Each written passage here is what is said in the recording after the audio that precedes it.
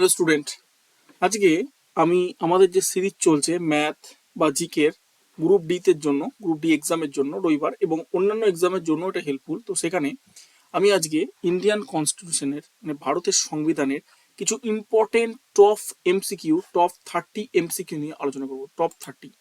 Top thirty MCQ নিয়ে আমি আলোচনা করব। তোমরা এই ভিডিওটা একটু দেখতে থাকো, এই এমসিকিউ গুলো কভার করতে থাকো। তোমরা যদি কনস্টিটিউশন আগে পড়ে থাকো, ভারতীয় সংবিধান যদি আগে পড়ে থাকো, তাহলে তোমাদের জন্য খুব সোজা হবে। এবং যদি তোমরা না পড়ে থাকো, এই ভিডিওটা দেখো। আমি শুধু একটা কথা বলতে পারি, এই ভিডিও দেখেও তোমরা গ্রুপ ডি পরীক্ষায় চলে যেতে পারো। সংবিধান সম্পর্কে কাউরি যদি এতটুকু আইডিয়াও না থাকে, এই video enough for this exam. যে কোশ্চেন ভারতের সংবিধানের একটা দুটো তিনটে পর্যন্ত কোশ্চেন যদি যেহেতু 20টা জিকে আছে, আমি ধরে নিতে পারি 2 থেকে 3টে কোশ্চেন ভারতীয় সংবিধানের মধ্যে দিয়ে কোশ্চেন আসবে। তো তার জন্য আমি বলতে পারি, এই সিঙ্গেল ভিডিও থেকে সংবিধানের যটা কোশ্চেনই ওই পরীক্ষায় আসুক না কেন, আমার এই 30টা কোশ্চেনের মধ্যে থেকে আসবে, এটা আমি বলতে পারি। কারণ আমার এই 30টা কোশ্চেন শুধু 30টা কোশ্চেন নয়, আমি যে এক্সপ্লেনেশনটা দেবো পুরো চ্যাপ্টার কভার করে দেবো, সুন্দর করে বুঝিয়ে দেবো। যারা সংবিধান বোঝেনি, কখনো জানে না, তাদের জন্য বেস্ট হবে। তো তোমরা দেখতে থাকো। এবং কালকে আমরা একটা ইতিহাসের ভিডিও আপলোড করব, ইতিহাসের ঠিক 30 কি 50 এমসিকিউর মধ্যে। তো চলো আমরা শুরু করা যাক আমাদের আজকের ভিডিও।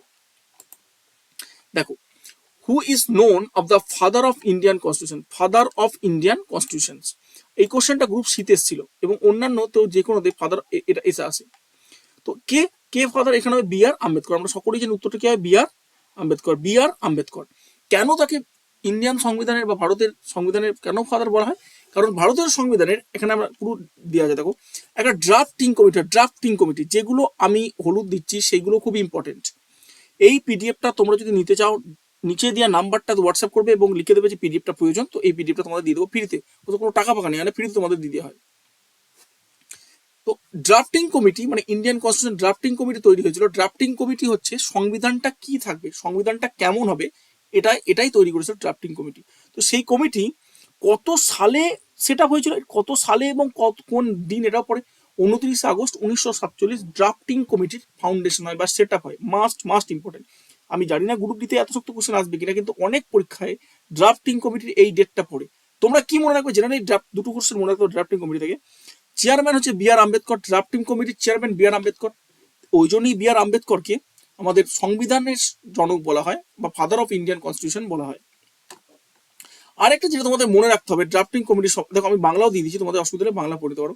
আরেকটা যেটা মনে রাখতে হবে, ড্রাফটিং কমিটির মধ্যে অরিজিনালি 7টা সদস্য ছিল। তাহলে কি কি মনে রাখবো ড্রাফটিং কমিটির সম্পর্কে আমরা কি মনে রাখবো? 29 আগস্ট 1947 এটার ফাউন্ডেশন হয়। বি আর আম্বেদকরের চেয়ারম্যান ছিল এবং এখানে 7জন মেম্বার ছিল। এই কথা মনে রাখতে, কে কি মেম্বার ছিল সেটা দেখার জন্য আমি নিচে দিয়ে দিচ্ছি, ওটা তোমরা দেখে নিতেও পারো। তার মধ্যে বি আর আম্বেদকর চেয়ারম্যান ছিল। প্রয়োজন পড়লে দেখতে পারো, না প্রয়োজন পড়লে নাও দেখতে পারো। 3টে পয়েন্ট পরীক্ষায় পড়বে কিন্তু। 29 আগস্ট 1947 এর ফাউন্ডেশন হয়। বি আর আম্বেদকর চেয়ারম্যান ছিল, 7জন মেম্বার ছিল। এই কটা কোশ্চেন কিন্তু এই কোশ্চেনটা থেকে ইম্পর্টেন্ট, তোমরা দেখতে পারো। আর বাদ বাকি অত ইম্পর্টেন্ট বাংলাতেও দিয়ে দিচ্ছি। এই পিডিএফটা চাইলে এরকম ভাবে এই পিডিএফ চাইলে হোয়াটসঅ্যাপে যোগাযোগ করতে পারো, ফ্রিতে পিডিএফটা তোমাদেরকে হোয়াটসঅ্যাপে দিয়ে দেওয়া হবে, কোনো প্রবলেম নেই। নেক্সট দেখো, আরেকটা জিনিস আমরা বলে দিই যে বারবার যে পরীক্ষা আসে, সেটা সংবিধান। আমাদের যে সংবিধান গ্রহণ হয়, অর্থাৎ সংবিধানটা লিখে শেষ হয়ে গিয়েছিল, অ্যাডপ্টেড করা হয় 26শে নভেম্বর 1949। আর এই সংবিধানটাই কেম ইনটু ফোর্স হয়, মানে চালু হয়েছিল ভারতবর্ষে 26শে জানুয়ারি 1950। বারবার তোমাদের পরীক্ষায় পড়বে সংবিধানটা অ্যাডপ্টেড কবে হয়েছিল, 26শে নভেম্বর 1949, মনে রাখতে হবে। এই জন্য এই 26শে নভেম্বরকে সংবিধান ডে বলা হয় বা ইন্ডিয়ান কনস্টিটিউশন ডে নামে পরিচিত 26শে নভেম্বরটা। আর কেম ইনটু ফোর্স 26শে জানুয়ারি 1950। এই জন্য 26শে জানুয়ারিটাই এই সংবিধানটা লাগু হয়েছিল বলি এটা কিন্তু রিপাবলিক ডে নামে পরিচিত। দুটো ডেট তোমাদের মনে রাখতে হবে। 26শে নভেম্বর 1949 কি সংবিধানটা অ্যাডপ্টেড হয়েছিল, বাংলাতে গৃহীত হয়। আর 26শে জানুয়ারি 1950 সালে এই সংবিধানটা কার্যকর হয়। যদি বলা হয় গৃহীত হয়, তাহলে হবে 26শে নভেম্বর 1949। আর যদি বলা হয় চালু হয় বা কার্যকর হয়, তাহলে 26শে জানুয়ারি 1950। এই দুটো ডেট কিন্তু must important for your exam, যে কোনো এক্সামে। তাই 26শে নভেম্বরটাকে বলা হয় সংবিধান দিবস, আর এই 26শে জানুয়ারিটাকে বলা হয় রিপাবলিক ডে। চলো নেক্সট কোশ্চেন আমরা চলে যাই। Next, next question, the concept of fundamental rights, the concept of fundamental rights, fundamental rights অর্থাৎ মৌলিক, বাংলা এখানে দেওয়া আছে অর্থাৎ মৌলিক অধিকার, মৌলিক অধিকার কোথা থেকে নেওয়া হয়েছে?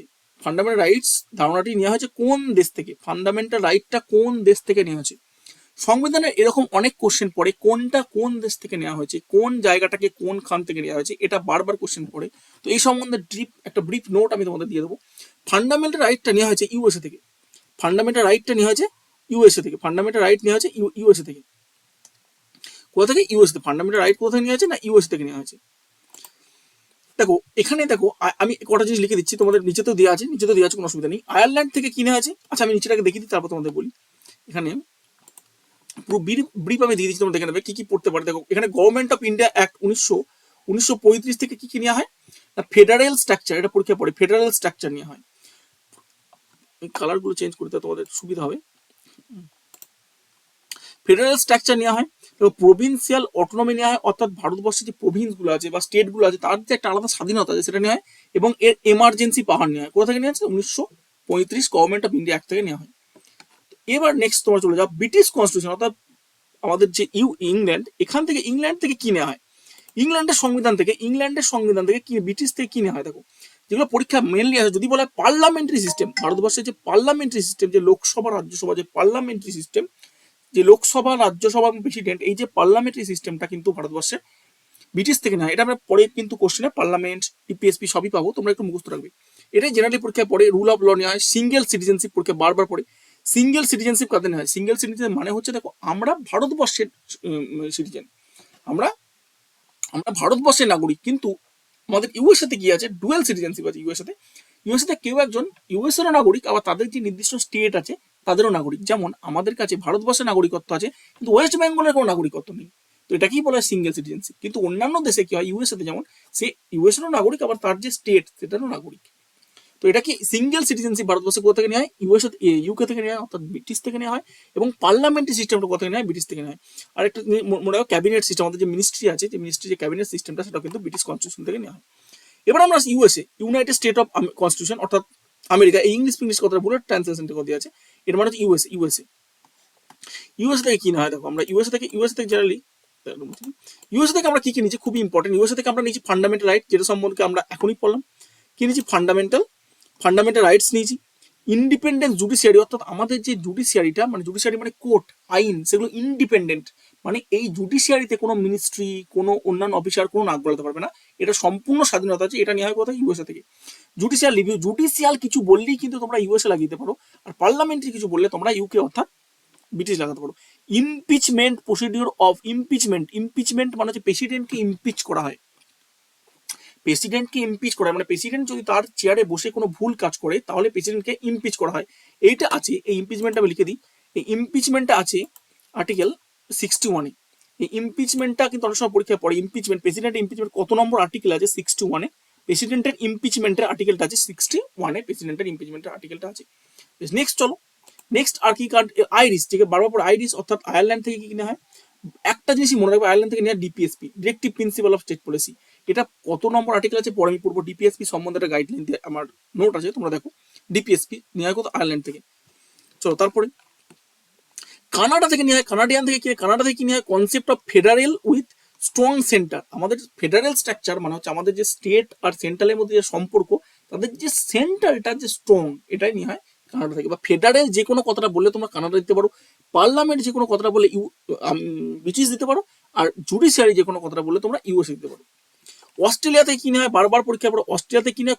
কনকারেন্ট লিস্ট, সমবর্তী তালিকা। কনকারেন্ট লিস্ট মানে হচ্ছে আমাদের যে কিছু কিছু জিনিস আছে, যেমন ম্যারিজ, কিছু কিছু জিনিস আছে, এরকম কিছু কিছু জিনিস, এডুকেশন, এগুলো সেন্ট্রালও ল বানাতে পারে, স্টেটও ল বানাতে পারে, এটাকেই বলা হয় কনকারেন্ট লিস্ট।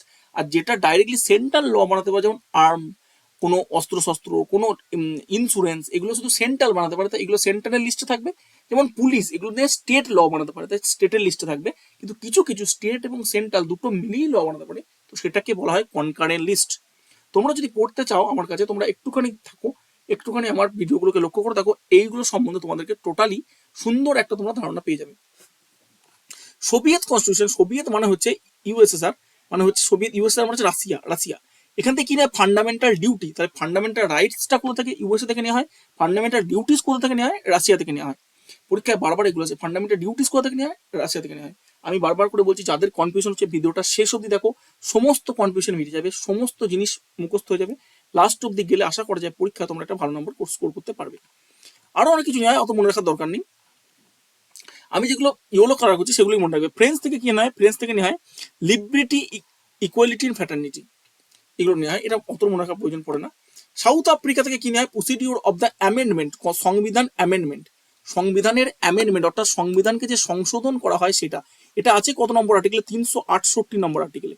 এটা কিন্তু আমি যেগুলো লিখছি this is the must important, এই পিডিএফটা আমার হোয়াটসঅ্যাপ থেকে তোমরা পেয়ে যাবে।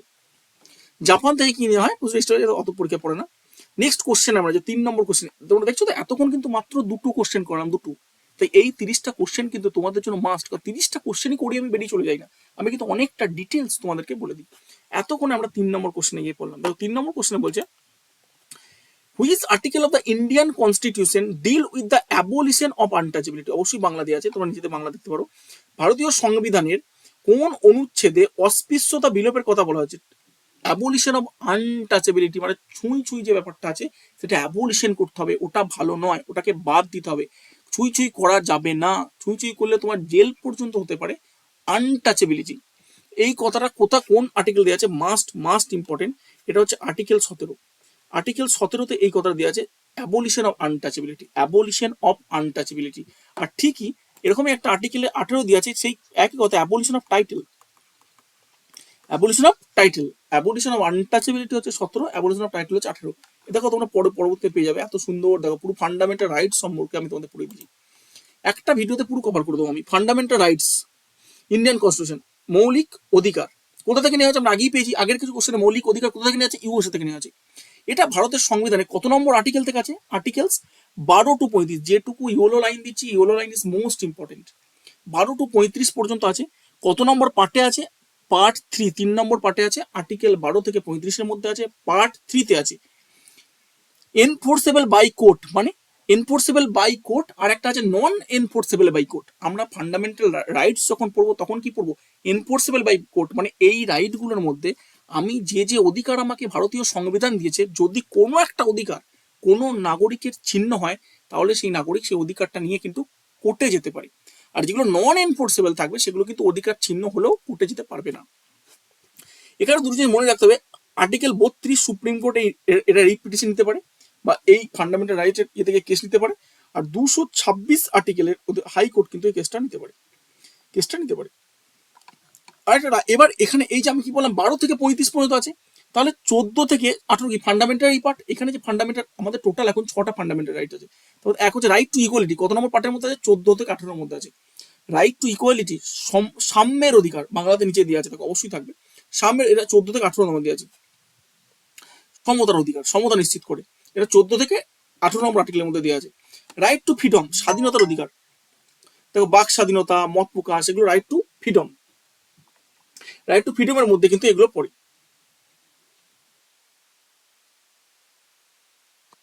বাক স্বাধীনতা, রাইট টু ফ্রিডমের মধ্যে কিন্তু এগুলো পড়ে, রাইট টু ফ্রিডমের মধ্যে এগুলো পড়ে, এগুলো রাইট টু ফ্রিডমটা কোথায় আছে, 19 থেকে 22-এর মধ্যে কিন্তু এই কথাটা, 19 থেকে 22-এর মধ্যে এই কথাটা দেওয়া আছে। রাইট এগেনস্ট এক্সপ্লয়টেশন, মানে জোরপূর্বক যে কাউকে খাটানো বা এক্সপ্লয়টেশন মানে শোষণের বিরুদ্ধে অধিকার, এটা কিন্তু 23 আর 24-এ আছে। 23-এ জেনারেলি কোনো মানুষকে বেকার খাটানো যাবে না, আর 24-এ জেনারেলি কোনো শিশুকে 14 বছর নিচে কোনো শিশুকে কোনো জায়গায় হ্যাজার্ডাস ইন্ডাস্ট্রিতে তাকে কাজ করানো যাবে না। তো এগুলো তোমরা মনে রাখবে, কি কি ফান্ডা, 3টে হলো। 4 নম্বর হচ্ছে right to freedom of religion, কোথাও 25 থেকে 28 অব্দি আছে। আর কালচারাল অ্যান্ড এডুকেশনাল রাইটস, এটা আছে 29 থেকে 30 পর্যন্ত, জাস্ট এটুকুই মনে রাখবে, বেশি মনে রাখার দরকার নেই। আর রাইট টু কনস্টিটিউশনাল রিমেডিস, আমি আগেই বললাম আর্টিকেল 32 আছে সুপ্রিম কোর্ট, আর এটা যদি হাইকোর্ট অ্যাপ্লাই করে 226 নম্বর হবে, যে কোটা বলছি মাস্ট ইম্পর্টেন্ট। আর একটা ফান্ডামেন্টাল রাইটস ছিল, মানে এখন কটা 6টা, কিন্তু অরিজিনালি কিন্তু আমাদের ফান্ডামেন্টাল রাইটস ছিল 7টা। তার মধ্যে কি ছিল sir, right to property, right to property fundamental right ছিল। কি কি পড়লাম, right to equality, right to freedom, right against exploitation, right to religions rights, আর একটা কিছু রাইট টু প্রপার্টি, 7টা ছিল। কিন্তু এটা আমাদের ফান্ডামেন্টাল রাইট থেকে তুলে নেওয়া হয়েছে কত সালে, 1978 সালে 44তম সংশোধনী অ্যাক্টের মাধ্যমে। পরীক্ষা এটাই পড়বে, এরপরে হয়তো এই কোশ্চেনটা এখনো আছে, রাইট টু প্রপার্টিটা তুলে নেওয়া হয়েছে 44তম সংবিধান সংশোধনের মাধ্যমে। প্রপার্টিটা তুলে নেওয়া হয়েছে। আগে 7টা ফান্ডামেন্টাল রাইটস ছিল স্যার, আর এখন 6টা ফান্ডামেন্টাল রাইটস। কি কি ফান্ডামেন্টাল রাইটস আছে সেটা একটু আমি বলে দিচ্ছি, একটু দেখে নেবে। ফান্ডামেন্টাল রাইটস কোথা থেকে নেওয়া হয়েছে? ইউএসএ থেকে নেওয়া হয়েছে। কত নম্বর আর্টিকেল আছে? 12 থেকে 35 নম্বরের মধ্যে আছে। কত নম্বর পার্টে আছে? 3 নম্বর পার্টে আছে। ফান্ডামেন্টাল রাইটটা কি এনফোর্সেবল বাই কোর্ট, আমরা যদি এনফোর্স করতে পারি, কেউ কারোর যদি অধিকার ছিন্ন হয় তো সেই ফান্ডামেন্টাল রাইটটা নিয়ে এসে কোর্টে যেতে পারবে। কি করে কোর্টে যাবে? আর্টিকেল 32, সুপ্রিম কোর্টে গেলে আর্টিকেল 32টা কাজে লাগাবে, আর হাইকোর্টে গেলে 226টা কাজে লাগাবে। This is the fundamental rights in brief. তো চলো নেক্সট কোশ্চেন আমরা যাই। Directive principal of TET policy. Directive principal of TET policy, DPSP, আমরা আগে একটা পেলাম DPSP. What is DPSP? DPSP কত নম্বর পার্টে আছে, কোথা থেকে? এখানে ডিপিএসপি স্টেট পলিসি আর ব্রড কোথা থেকে নেওয়া হয়েছে। তোমরা যদি আগের দেখে থাকো যে কোথা থেকে নেওয়া হয়েছে, আমি কিন্তু বলেছি ডিপিএসপিটা পড়তে হবে। কোথা থেকে নেওয়া হয়েছে ডিপিএসপি? আমি আগেই বলেছি কোথা থেকে নেওয়া হয়েছে। আয়ারল্যান্ড থেকে নেওয়া হয়েছে। আয়ারল্যান্ড থেকে নেওয়া হয়েছে ডিপিএসপি। কোথা থেকে? আয়ারল্যান্ড থেকে নেওয়া হয়েছে। আয়ারল্যান্ড। ফ্রান্স থেকে কি ফ্র্যাটার্নিটি, লিবার্টি নেওয়া হয়েছে আর ইকুয়ালিটি। ইউএসএ থেকে ফান্ডামেন্টাল রাইটস নেওয়া হয়েছে, কোনো জুডিশিয়াল অ্যাক্টিভিটি নেওয়া হয়েছে। ইউকে থেকে কি নেওয়া হয়েছে? পার্লামেন্ট নেওয়া হয়েছে, সিঙ্গেল সিটিজেনশিপ নেওয়া হয়েছে। এগুলো তোমরা পড়বে। ডিপিএসপি বাংলাদেশ রাষ্ট্র পরিচালনার নীতিমালা বা নীতিস্বরূপ। এখানে কি কি পড়বো? একদম ব্রিফ সামারি, আমি যেটুকু বলে দিচ্ছি এটুকুই পড়বে। এটুকুই is enough for your competitive preparation.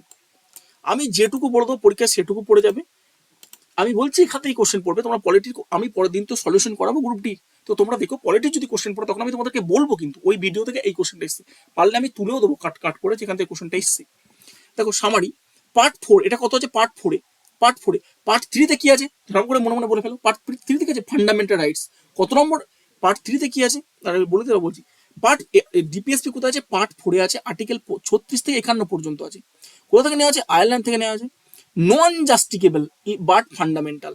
M কি? Social, economic and political justice. এই কোটা একটু মনে রাখতে হবে। ডিপিএসপিটা কোথা থেকে নেওয়া হয়েছে স্যার? ডিপিএসপি কোথা থেকে নেওয়া হয়েছে? কোথা থেকে নেওয়া হয়েছে? আয়ারল্যান্ড থেকে নেওয়া হয়েছে। কত নম্বর পার্টে আছে? 4-এ। পার্ট 3 থেকে ছিল বলো? ফান্ডামেন্টাল রাইটস ছিল। কত নম্বর আর্টিকেলে ছিল? 12 থেকে 35 ছিল স্যার। আর এই ডিপিএসপি কি? পার্ট 4-এ আছে। ডিপিএসপি কি? পার্ট 4-এ আছে। কত থেকে? 36 থেকে 51 নম্বর আর্টিকেলের মধ্যে আছে। কোথা থেকে নেওয়া আছে? আয়ারল্যান্ড থেকে নেওয়া আছে। ফান্ডামেন্টাল রাইট কোথায় নিয়েছে? ইউএসএ থেকে নেওয়া ছিল। এগুলো পুরো মনে রাখতে হবে। এটা কি নন জাস্টিকেবল, মানে যদি আমার ডিপিএসপি গুলো, যে ডিপিএসপি গুলো সংবিধানে দেওয়া আছে, যে ডিরেক্টিভ প্রিন্সিপাল গুলো দেওয়া আছে কয়েকটা, তার মধ্যে থেকে যদি কোনোটা আমার ছিন্ন হয়, আমি যদি অধিকারটা না পাই, তবুও কিন্তু আমি কোর্টে যেতে পারবো না। এটা নন জাস্টিকেবল। কিন্তু এখানে কি ফান্ডামেন্টাল রাইট যদি হতো, এটা কিন্তু জাস্টিকেবল ছিল। যদি আমার একটা জিনিস হতো, গোলমাল হতো, আমি কোর্টে যেতে পারতাম। কি করে কোর্টে যেতাম স্যার? এই 32 নিয়ে যাবো সুপ্রিম কোর্টে, আর 226 নিয়ে যাবো হাইকোর্টে। এইটুকু মুখস্থ রাখবে, আরামসে হয়ে যাবে, আরামসে।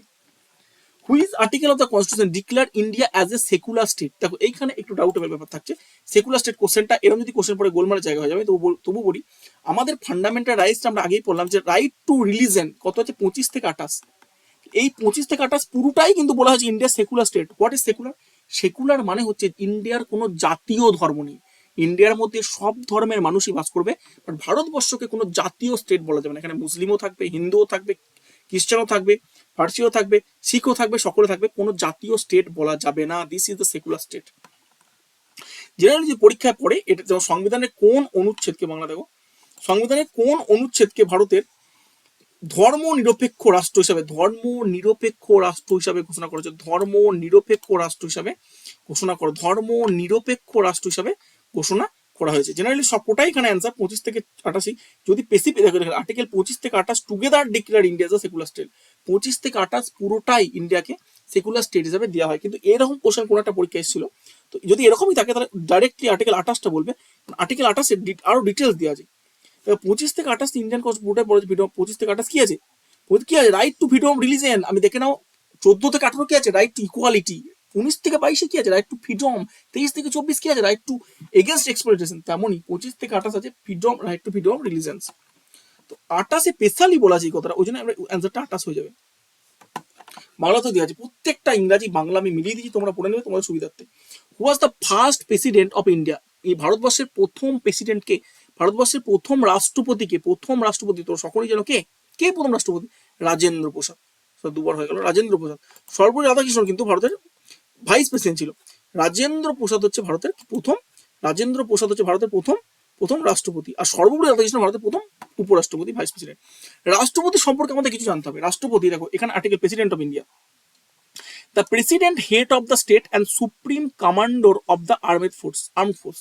সুপ্রিম কমান্ডার মানে নেভি, এয়ারফোর্স এবং আমাদের আর্মির যে সুপ্রিম কমান্ডার যে হেড হবে সে হচ্ছে প্রেসিডেন্ট। আর এ হচ্ছে আমাদের ভারতবর্ষের প্রেসিডেন্ট, হচ্ছে আমাদের ভারতবর্ষের সমস্ত হেড, মানে তার কাজ জেনারেলি প্রেসিডেন্টের কথাতেই প্রেসিডেন্ট সই হয়, যে কোনো কাজই সইটা প্রেসিডেন্ট করে কিন্তু কাজটা করে প্রাইম মিনিস্টার।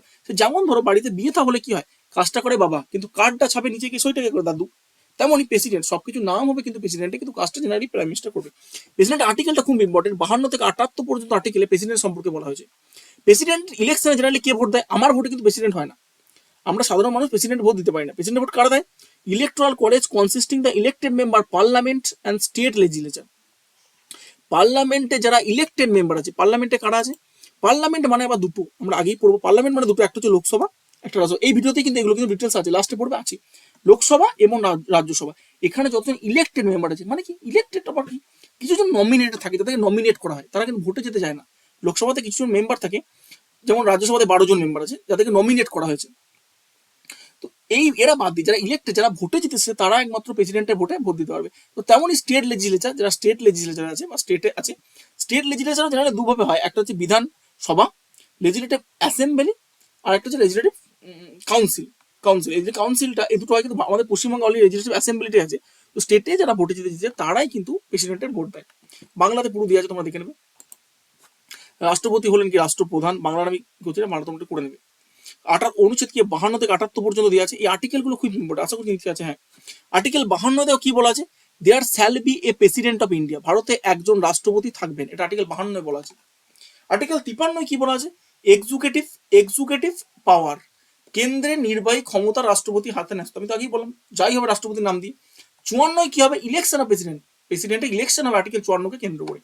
55 কি হবে, ম্যানার অফ ইলেকশন, মানে কিভাবে ভোট হবে, রাষ্ট্রপতি নির্বাচনের পদ্ধতি। পদ্ধতি এই যে বললাম কারা কারা ভোট দিতে পারবে, লোকসভা রাজ্যসভার ইলেক্টেড মেম্বার এবং স্টেট লেজিসলেটিভ অ্যাসেম্বলি এবং কাউন্সিলের ইলেক্টেড মেম্বাররা অনলি ভোট দিতে পারে, সেটাই হচ্ছে রাষ্ট্রপতি নির্বাচনের পদ্ধতি। আর্টিকেল 56 কি আছে, টার্ম মানে প্রেসিডেন্ট ক বছর থাকবে, 5 বছর থাকবে।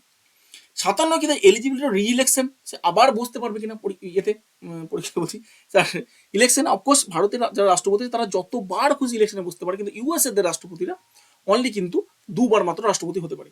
58 কি আছে, কোয়ালিফিকেশন, রাষ্ট্রপতি হওয়ার জন্য কোয়ালিফিকেশন কি লাগে, রাষ্ট্রপতি হওয়ার জন্য কোয়ালিফিকেশন জেনারেলি কিছু লাগে না, শুধু একটা কথাই মনে রাখবে, রাষ্ট্রপতি হওয়ার জন্য জেনারেলি লোকসভার মেম্বার হওয়ার জন্য যে যোগ্যতা লাগে সেটা রাখতে হবে, আর এজ হতে হবে 35। জেনারেলি পরীক্ষা এটাই পড়ে, রাষ্ট্রপতি এজ কিন্তু মিনিমাম 35 হবে, ম্যাক্সিমাম নয়, মিনিমাম 35 বছর বয়স হলে তবেই সে রাষ্ট্রপতি নির্বাচনে বসতে পারে, এছাড়া আর তেমন কোয়ালিফিকেশন রাষ্ট্রপতি নির্বাচনের জন্য নেই। পরীক্ষায় পড়লে এটাই পড়বে, রাষ্ট্রপতি জেনারেলি লোকসভার মেম্বারের কোয়ালিফিকেশন থাকতে হবে, আর উপরাষ্ট্রপতি অর্থাৎ ভাইস প্রেসিডেন্টের জেনারেলি রাজ্যসভার মেম্বারের কোয়ালিফিকেশন থাকতে হবে এবং তারও বয়স কিন্তু 35 হতে হবে।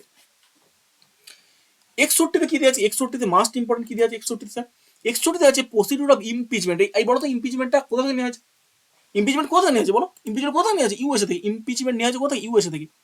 কত নম্বর আর্টিকেল আছে, 61, ইমপিচমেন্ট সম্বন্ধে এটাই পড়বে। কত নম্বর আর্টিকেল আছে, 61, অ্যান্ড কোথা থেকে নিয়ে আছে, ইউএসএ থেকে নেওয়া আছে। 74 কাউন্সিল অফ মিনিস্টার সম্বন্ধে আছে, যে মিনিস্ট্রিগুলো থাকে তার সম্বন্ধে আছে, আর 78 হচ্ছে প্রাইম মিনিস্টার ডিউটি সম্বন্ধে দিয়ে আছে। নেক্সট কোশ্চেন আমরা তোমরা দেখছো তো কিভাবে ডিটেলস আমি তোমাদের বলছি, একটু ভিডিওটা দেখো, তোমাদের ভালো লাগবে, অন্যান্য যে কোনো জায়গা থেকে আমি বেটারই পড়াশোনা একটু পড়াই তোমাদেরকে। The idea of concurrent list আমি আগেই বলেছিলাম, কনকারেন্ট লিস্ট আর কিন্তু বলবো না, কোথায় নিয়েছে, অস্ট্রেলিয়া। প্রথমেই লিস্টে আমি কিছু ভিডিও দিয়েছি, ওখান থেকে দেখে নেবে কোথায় নিয়েছে, অস্ট্রেলিয়া থেকে নিয়েছে। Which article constitution deal with the right to equality, বলো রাইট টু ইকুয়ালিটি বলো, রাইট টু ইকুয়ালিটি জেনারেলি কোথা থেকে 14 থেকে 18 পর্যন্ত, 14 থেকে 18, এখানে অপশন আছে 14 দেওয়া, আর কি অপশন আছে, সবগুলি দেওয়া আছে, কোশ্চেন অপশন ভুল দেওয়া আছে 14 থেকে 18, এখানে কোনো অ্যান্সার হবে না, এখানে অপশনগুলি ভুল দেওয়া আছে, রাইট টু ইকুয়ালিটি সবের মধ্যে আছে 14 থেকে 18, যদিও এইভাবে কোশ্চেন পড়ে আমি বলবো অপশন এটা দিয়ে আসবে। অপশন দিয়ে আছে 15 কি দিয়ে আছে দেখো, আমরা আগেই বলি যে এবার রাইট টু ইকুয়ালিটি 14 থেকে 18 মধ্যে আছে, রাইট টু ইকুয়ালিটি 14 থেকে 18 মধ্যে আছে। এবার তাদের 14 থেকে 18 ডিটেলস কিছু আর্টিকেল আছে আমি বলে দিই। আর্টিকেল 14 কি আছে, grant equality before law and equal protection of law in India, সকল ব্যক্তির জন্য আইনের সমান অধিকার, কোনো বড় লোক গরিব বলে কিছু হয় না, আর্টিকেল 14 এটাই বলা আছে, সকলেই আইনের সামনে সমান ব্যক্তি।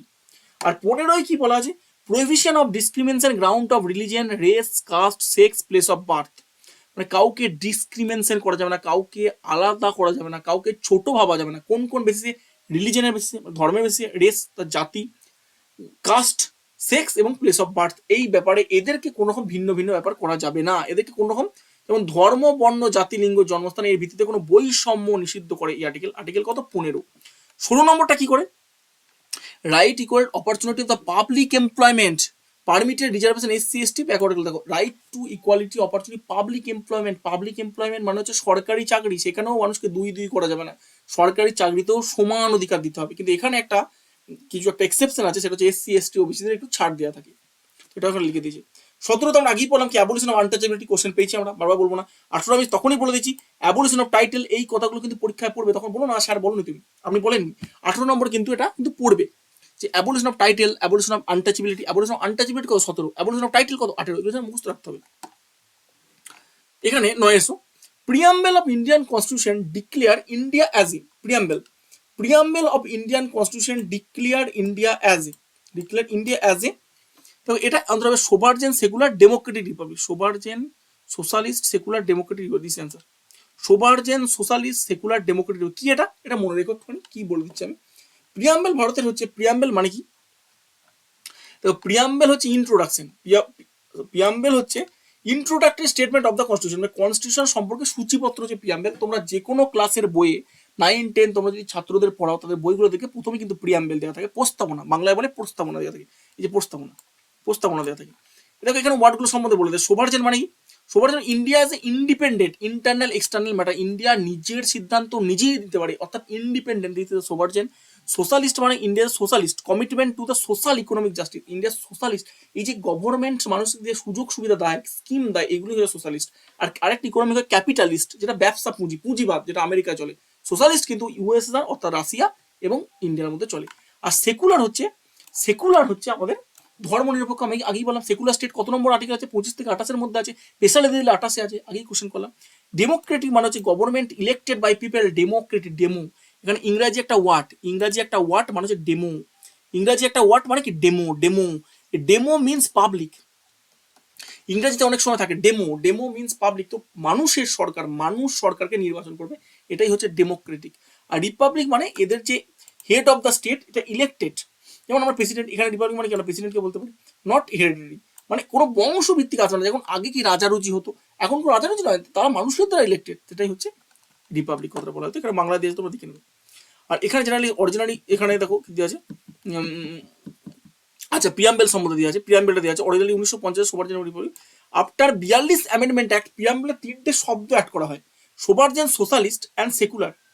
আচ্ছা এখানে যদিও 3টে শব্দ অ্যাড করা হয়, আমি বলে দিই, এখানে যদিও 3টে শব্দ লেখা নেই, আমি বলে দিচ্ছি। এখানে 3টে অ্যাড করা হয়, আগে সোভারজেন ছিল, সোশ্যালিস্ট, সেকুলার অ্যান্ড একটা হচ্ছে integrity,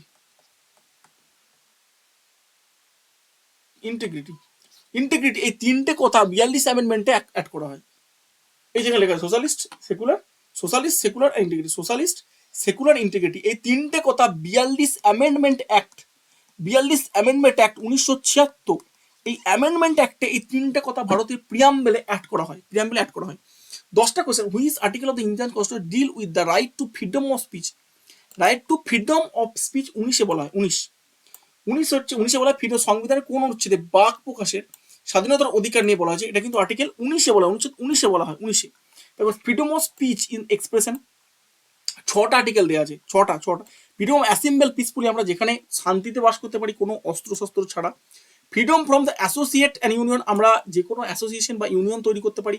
freedom of move freely throughout the territory of India, আমরা ভারতবর্ষের যে কোনো জায়গায় ঘুরতে পারি freely. Freedom of reside settle any part of India, যে কোনো পার্টে আমরা বসবাস করতে পারি, বাড়ি তৈরি করতে পারি। Freedom two practice any profession, যে কোনো প্রফেশনের সঙ্গে যুক্ত হতে পারি। টু ক্যারি এনি অকুপেশন, যে কোনো অকুপেশন নিতে পারি, যে কোনো পেশা যুক্ত হতে, ট্রেড বিজনেস, আমরা যে কোনো কিছু করতে পারি, এটা কিন্তু আর্টিকেল 19 দেওয়া আছে, এখানে বাংলাটাও দেওয়া আছে, তোমরা বাংলাটাও পড়ে নিও। নেক্সট কোশ্চেন আমরা আসি, the idea of the parliamentary system, আমি আগেই পড়েছি, পার্লামেন্ট বললি আমরা কি বলবো, ইউকে বলবো, অর্থাৎ ব্রিটেন বলবো। জুডিশিয়ারি বললে কি বলবো, ইউএসএ বলবো। এখানে চলো একটু স্টার্ট করা যাক একটুখানি। ইউএসএতে কি লিখেছে, ফান্ডামেন্টাল রাইটস নেওয়া হয়েছে, আর কি নেওয়া হয়েছে, জুডিশিয়ারি নেওয়া হয়েছে, জুডিশিয়ারি। ইউকে অর্থাৎ ব্রিটেন থেকে কি নেওয়া হয়েছে, পার্লামেন্ট নেওয়া হয়েছে, আর কি নেওয়া হয়েছে, সিঙ্গেল সিটিজেনশিপ নেওয়া হয়েছে। কানাডা থেকে কি নেওয়া হয়েছে, ফেডারেল কথাটা নেওয়া হয়েছে। ফ্রান্স থেকে কি নেওয়া হয়েছে, ইকুয়ালিটি, লিবার্টি, ফ্র্যাটার্নিটি কথা নেওয়া হয়েছে। এগুলো তোমরা বারবার করে বলবে, মুখস্থ হয়ে যাবে। পার্লামেন্ট অফ ইন্ডিয়া সম্বন্ধে আমরা যদি বলি, যেহেতু পার্লামেন্ট আছে, পার্লামেন্ট সম্বন্ধে আমি তোমাদের একটুখানি বলে দিই, পার্লামেন্ট সম্বন্ধে একটুখানি আইডিয়া তোমাদের দিই। পার্লামেন্ট ভারতে দেখো, পার্লামেন্ট জেনারেলি তিনটে জিনিসকে মেনশন করা হয়, একটা হচ্ছে লোকসভা, একটা হচ্ছে রাজ্যসভা, আর একটা হচ্ছে প্রেসিডেন্ট অফ ইন্ডিয়া, এই তিনটাকে একত্রিত ভারতের পার্লামেন্ট বলা হয়। লোকসভায় বলে হাউস অফ পিপল, যেহেতু মানুষের দ্বারা ভোটে যারা যেতে তাদেরকে লোকসভায় তারা যায়। আর রাজ্যসভায় যারা স্টেটের যারা যেতে তারা ভোট দিয়ে রাজ্যসভায় মেম্বারের জন্য ভোট দেয়। Are generally president of India. কেন প্রেসিডেন্টকে নেবো? কারণ যখন কোনো বিল লোকসভায় পাস হলো, তারপর রাজ্যসভায় পাস হলো, তারপর কিন্তু প্রেসিডেন্টের সাইন লাগবে সেই বিলটাকে অ্যাক্ট বানাতে। অ্যাক্ট বানাতে জেনারেলি 111 আর্টিকেলের মধ্যে এই যে সাইনের কথাটা বলা আছে, 111 আর্টিকেলে সাইন কথাটা বলা আছে। কত নম্বর, কোথা থেকে কত নম্বর দেওয়া আছে দেখো, 79 থেকে 122 পর্যন্ত আর্টিকেলে দেওয়া আছে। তো বাংলায় দেওয়া আছে, দেখো সবাই বাংলা দেখে নিও। দেখো এখানে জেনারেলি লোকসভা, এবার আমরা আসি লোকসভা কি house of the people, directly elected. এখানে কি লোকসভা থেকে directly elected by people of India, মানে মানুষের ভোটের দ্বারা জিতে গিয়ে লোকসভার মেম্বার হয়। কতজন ম্যাক্সিমাম মেম্বার আছে লোকসভাতে? 552 জন ম্যাক্সিমাম মেম্বার আছে। 530 যেগুলো স্টেট থেকে হয় এবং 20টা ইউনিয়ন টেরিটরি থেকে হয়, এবং দুটো নমিনেট, বাট এখন আর নমিনেট হয় না। এখানে দেখুন দুটো ছিল যে নমিনেট, দুজন নমিনেট করতো প্রেসিডেন্ট। আমি আগেই বলেছি যে প্রেসিডেন্টের ভোটে নমিনেট মেম্বার দিতে পারে না, তো এই নমিনেট প্রেসিডেন্ট করতো দুজনকে। এটা ডিলিট করে দেওয়া হয়েছে। Nominate provision is remove 104 amendment act 2020। এখন আর এই যে দুজন নমিনেট মেম্বার নেই, তাহলে এখন কত? 552 জায়গায় সিট কত হয়ে গেছে? 550 হয়ে গেছে। 530 জন স্টেট থেকে হবে আর 520 জন ইউনিয়ন টেরিটরি থেকে হবে। আচ্ছা বলতে হবে কমেন্ট বক্সে জানাও তো আমাদের কটা ইউনিয়ন টেরিটরি আছে? কটা? 9টা না 8টা? কটা ইউনিয়ন টেরিটরি আছে আর কটা স্টেট আছে? স্টেট কটা আছে আমাদের একটু কমেন্ট বক্সে জানাও। নেক্সট, রাজ্যসভা সম্বন্ধে কাউন্সিল অফ স্টেট সম্বন্ধে আমরা পড়ি। Permanent body not subject to dissolution. Permanent মানে দেখো আমাদের লোকসভাটা কি হয়, যদি কেউ লোকসভার মধ্যে তার কনফিডেন্স হারিয়ে যায়, মানে ধর মেম্বার কমে যায়, একটা পার্টির লোক অন্য পার্টি থেকে যুক্ত হলো, তাহলে কিন্তু লোকসভাটা ভেঙে যেতে পারে, আবার ভোট হতে পারে। লোকসভা যে ক্ষমতা, সেই ক্ষমতা থেকে ক্ষমতাচ্যুত হতে পারে, কিন্তু রাজ্যসভা এভাবে কখনো ভাঙে না। রাজ্যসভা জেনারেলি ম্যাক্সিমাম মেম্বার কত? 250, 238 ইলেক্টেড আর 12 নমিনেটেড বাই প্রেসিডেন্ট। কি থেকে নমিনেট করে? Literature, science, art, social service. এখানে বারবার করে রাজ্যসভার কতজন মেম্বার প্রেসিডেন্ট নমিনেট করে? 12 জনকে নমিনেট করে। কতজন টোটাল মেম্বার আছে? 250 জন মেম্বার আছে। আর এখানে কি 1/3 of member retired every 2 year? এই কোশ্চেনটা বারবার পরীক্ষায় পড়ে। রাজ্যসভায় কতজন মেম্বার? 250 জন মেম্বার। 238 স্টেট অ্যান্ড ইউটি থেকে, 12 জন নমিনেটেড বাই প্রেসিডেন্ট। আর 1/3 মেম্বার রিটায়ার্ড এভরি 2 ইয়ার্স, যে কোনো প্রত্যেক 2 বছরে 1/3 ভাগ মেম্বার ছেড়ে যায়। এখানে দেখো লেখা আছে। আর আজকের জন্য এটা লাস্ট কোশ্চেন। এর পরবর্তী যে কোশ্চেনগুলো আমি করেছিলাম যে 30টা করবো ভাবলাম, একটা ভিডিওতে এত দেওয়া সম্ভব নয়। পরবর্তী যে কোশ্চেনগুলো, আচ্ছা 15টা করাই, বাকি 15টা কোশ্চেন পরবর্তী ভিডিও দেওয়া হবে। Which article of the internet deal with the right to life of personal liberty? Life of personal liberty কত নম্বর আর্টিকেল আছে? রাইট টু পার্সোনাল লিবার্টি দেখো article 21, granted the right of life of personal liberty, no person shall be deprived of the life personal liberty except according to procedure of the established by law। আমরা যাকে তাকে arrest করতে পারি না। Personal liberty, Bharat আমাদের যে liberty মানে স্বাধীনতা, ফ্রিডম, সেই পার্সোনাল লিবার্টি আমাদের যে স্বাধীনতা, এটাকে আমরা যাকে তাকে অ্যারেস্ট করতে পারি না। অ্যারেস্ট করলে কি প্রসিডিউর আছে সেগুলো সম্বন্ধে আর্টিকেল 21 নম্বরে দেওয়া আছে। কনসেপ্ট অফ জুডিশিয়াল রিভিউ আগেই বলেছি। জুডিশিয়াল রিভিউ কোথায় আছে? ইউএসএ থেকে আছে। ইউকে কি আছে? পার্লামেন্ট আছে, সিঙ্গেল সিটিজেনশিপ আছে। কানাডা কি আছে? ফেডারেল স্ট্রাকচার আছে। Which article Indian constitution deal with the right to education? Right to education বার পরীক্ষা পড়ে। রাইট টু এডুকেশন কোথায় আছে? আর্টিকেল 21 আছে right to education. Which article of the Indian constitution deal with the right to education? কোথায় আছে? Article 21 এতে আছে right to education. Right to education কোথায় আছে? আর্টিকেল 21 এতে আছে রাইট টু এডুকেশন। সম্বন্ধে কত শিক্ষা নিয়ে আলোচনা করেছে? রাইট টু 21 এতে আছে। দ্য কনসেপ্ট অফ সোজা সোজা পড়ি যায় এগুলো। ফান্ডামেন্টাল ডিউটি কোথায় আছে? আমরা আগেই জানি। ফান্ডামেন্টাল ডিউটি আমরা কোথায় নিয়ে যাচ্ছি? আমরা আগেই বলেছি। ফান্ডামেন্টাল ডিউটি সম্বন্ধে কটা কথা মনে রাখতে, ইউএসএসআর থেকে নেওয়া হয়েছে। ইউএসএসআর থেকে নেওয়া হয়েছে। এটা কোথা থেকে নেওয়া হয়েছে? এটা 51 এতে আছে আর্টিকেল, এবং পার্ট 4 এতে আছে। পার্ট 4 এতে আছে এবং আর্টিকেল 51 এতে। এটা কিন্তু ছিল না অরিজিনাল কনস্টিটিউশনে, অরিজিনাল সংবিধানে, ভারতবর্ষের সংবিধান ছিল সেখানে ছিল না। এটা 42 নম্বর অ্যামেন্ডমেন্ট অ্যাক্টের মাধ্যমে এটাকে অ্যাড করা হয়। মৌলিক কর্তব্য, ফান্ডামেন্টাল ডিউটি মানে হচ্ছে মৌলিক কর্তব্য, আর ফান্ডামেন্টাল রাইটস হচ্ছে মৌলিক অধিকার। এবার দিয়ে আছে overview. Fundamental duties were added 42 amendment act 1976। They listed article 51 part 4 of the constitution. যেগুলো আমি ইউলো করে দিচ্ছি মাস্ট ইম্পর্টেন্ট। ফান্ডামেন্টাল ডিউটি 51 এবং পার্ট তে আছে, 4 তে আছে। আর ফান্ডামেন্টাল রাইটস পার্ট 3 আছে, 12 থেকে 25 নম্বর আর্টিকেল আছে। ফান্ডামেন্টাল ডিউটি 51 আর্টিকেল আছে, আর পার্ট 4 এতে আছে। অরিজিনালি 10টা ছিল। লেটার 86 অ্যামেন্ডমেন্ট অ্যাক্ট 2002 গিয়ে একটা মোড় অর্থাৎ 11 হয়েছে। অরিজিনালি অর্থাৎ 1976 সালে 42তম সংবিধানের সংশোধনের মাধ্যমে 10টা ডিউটিকে অ্যাড করা হয়েছিল। পরে 2002 থেকে আরেকটাকে অ্যাড করা হয়। Those duty are non justiciable, not enforceable, but are moral obligation of the citizen, মানে এই ডিউটিগুলো নন জাস্টিকেবল, মানে এই ডিউটিগুলোর মধ্যে কোনোটা আমি যদি পালন না করি তুমি আমার নামে কোর্টে কেস করতে পারবে না। কিন্তু মোরাল ডিউটি এগুলোকে মানা বাধ্যতামূলক, মোরাল মোরাল বাধ্যতামূলক নয়, মোরাল মানে আমরা মানতে, মানে আমাদের মানসিকভাবে আমরা মানতে চাই এগুলোকে, আমাদের যে 11টা ডিউটি দিয়েছে মানা দরকার, সেই জন্য এখানে দিয়েছে। Who is the chairman of the drafting committee of the constitution, আগেই বলে B R Ambedkar chairman drafting committee. Which article of the international deal Indian constitution deal with the right against exploitation, এই দুটোই হবে 23 এবং 24, আমরা আগেই বলেছি তোমরা দেখে নেবো 23 এবং 24 আগে বলা আছে কোশ্চেনগুলো, তাই আমি বেশি সলিউশন করছি না। Which article of Indian constitution deal with the right to freedom of religion সম্বন্ধে বলা আছে, 25 থেকে 28 সবকটাই হবে, এখানে সব অল ইজ দ্য অ্যান্সার, আগেই বলে দিয়েছে কোশ্চেনগুলো। The Indian constitution was adopted, এইটা মাস্ট ইম্পর্টেন্ট, এখানে হচ্ছে অ্যাডপ্টেড, অ্যাডপ্টেড মানে কি গ্রহণ, অ্যাডপ্টেড মানে কি গ্রহণ, গ্রহণ গৃহীত, এখানে আছে গৃহীত, গৃহীত। আর একটা আছে কেম on into force, came into force, force মানে হচ্ছে কার্যকরী, কার্যকরী, কার্যকরী, এই কথাটা কিন্তু এই দুটো ডেট মনে রাখতে হবে। যখনই বলবে অ্যাডপ্টেড, যখনই বলবে অ্যাডপ্টেড হবে 26শে নভেম্বর 1949, আর যখনই বলবে কেম, আর যখনই বলবে কেম ইনটু ফোর্স, যখনই বলবে কেম ইনটু ফোর্স, যখনই বলবে কেম ইনটু ফোর্স,